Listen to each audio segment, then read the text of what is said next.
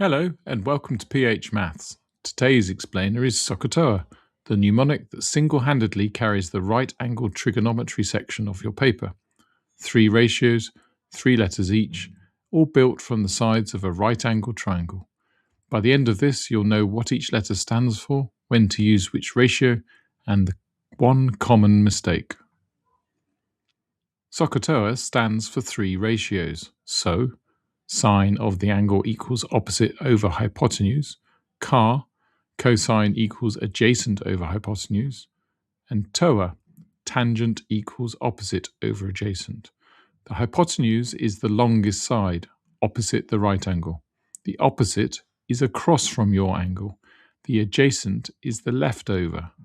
3 sides, 3 ratios. Here's the bit that actually matters. Memorizing SOHCAHTOA isn't the hard part. The skill is spotting which ratio to use. So label your triangle. Hypotenuse first, the longest side, opposite the right angle. Then opposite, which is the one across from your angle. Then adjacent, the left over. Check which 2 sides the question mentions and the ratio picks itself.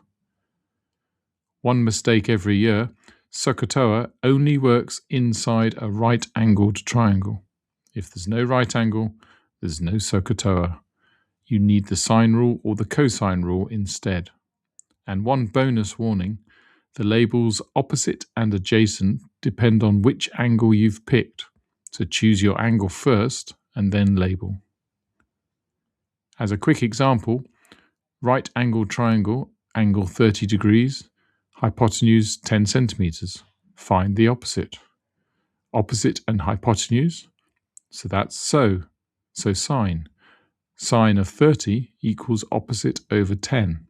Sine of 30 is 1/2, so opposite over 10 equals 1/2, meaning opposite is 5 centimeters. Done.